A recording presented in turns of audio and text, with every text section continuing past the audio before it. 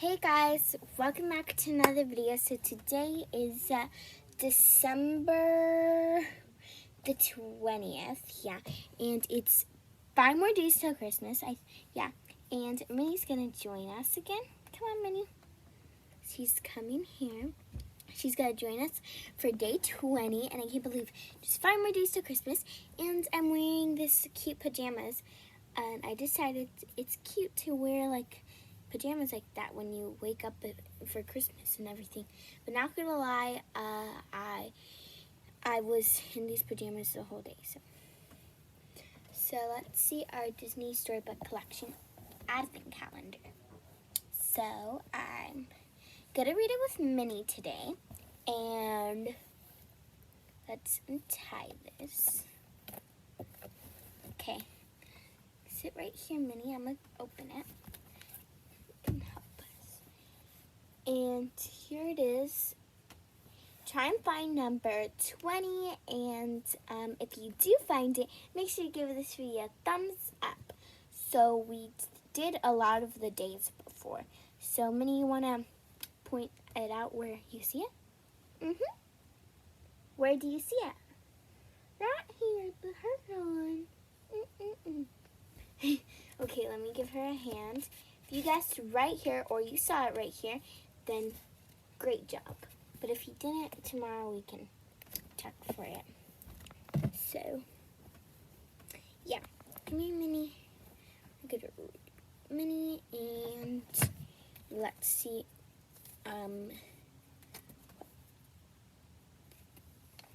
Back. Okay, 3, 2, 1. It's Sleeping Beauty. Okay, so today we're going to read Sleeping Beauty. And it's kind of funny because I'm wearing my pajamas when it's Sleeping Beauty, like sleeping. And so make sure you guys get your hot cocoa ready and get comfortable because we're about to read Sleeping Beauty. Are you ready, Minnie? Okay, so let's start reading. Sleeping Beauty. Disney Princess Sleeping Beauty. Autumn Publishing. Long ago, King Stefan and Queen Leah held a feast to celebrate the birth of their daughter, Aurora.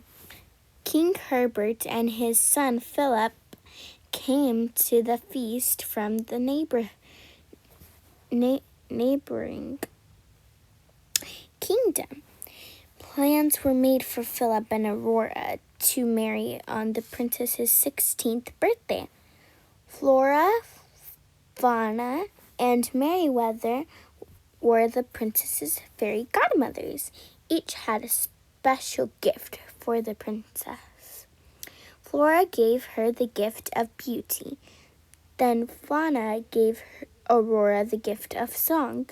Finally, Merryweather fluttered over to the cradle. She raised her wand when there was a crack of lightning, and Maleficent, the wicked fairy, stormed in. "I also have a gift for you," she hissed. "Before the sun sets on your 16th birthday, you will prick your finger on the bridle of a springing wheel and die." Maleficent threw back her head and laughed. Ha ha ha ha. Then she disappeared in a cloud of smoke. "I still have my gift for the princess," Merryweather said. She waved her wand. When the spindle pricks your finger, you will not die. Instead, you will fall into a deep, enchanted sleep. From this slumber you shall wake when true love's kiss, the spell shall be broken. The king and queen ordered every springle wheel in the kingdom to be burned. Then they sadly agreed to the fairy godmother's plan. Flora, Fauna, and Merryweather took Aurora far away to a place where Maleficent couldn't be able to find her until her 16th birthday had passed. The fairy godmothers renamed the princess Briar Rose. They put away their magic wands and disguised themselves as ordinary women. They all lived in a little cottage in the woods. Maleficent kept searching. As the princess' 16th birthday drew near, Maleficent sent her pet raven to find her. On the morning of Briar Rose's 16th birthday, the three fairies sent her to collect berries in the woods, while they prepared some birthday surprises. After gathering the berries, Briar Rose rested in a woodland glade. Her woodland friends found a cloak, a hat, and a pair of boots that had been left in the forest. They dressed up as a make-believe prince. Briar Rose danced and sang with them. The clothes belonged to Prince Philip, who was enchanted by the beautiful singing and went to see who it was. The moment they met, Briar Rose and the handsome stranger fell in love. They arranged to meet that evening at the cottage in the woods. Meanwhile, the three fairies were in a muddle. Fauna had baked a loop-side birthday cake. Flora and Merryweather made a funny-shaped gown. It's no use. We need to use magic to sort this out. I'll fetch the wands. Before they can use their wands, the fairies blocked up every gap in the cottage to stop any magic dust from escaping, and alerted Magnificent to their hideaway. But they forgot to block the chimney. Flora waved her wand, and a beautiful pink gown appeared. Merryweather waved her wand and changed the gown to blue. Flora changed it back to pink. All the time, magic dust was escaping from the chimney. Magnificent's raven saw it and flew down to investigate. When Briar Rose returned to the cottage, she thanked her fairy godmothers for the beautiful gown and the cake. Then she told them about the handsome stranger she had met in the woods. It's time we told Briar Rose the truth, said Fauna. Briar Rose learned that she was really a princess and would soon marry Prince Philip. She was heartbroken. She didn't want to marry a prince. She had fallen in love with the handsome stranger she had met in the woods. Meanwhile, up on the chimney, Magnificent's raven smiled to itself. He flew off to tell his mistress that the search for Princess Aurora was over. That evening, the fairy godmothers led Aurora to the palace. They didn't know that Magnificent was lying in wait for them. Aurora was resting when a strange light appeared. She followed it in a trance. It led her upstairs in an attic room. Inside the room, Magnificent was waiting for a spinning wheel. The wicked fairy urged the princess to touch it.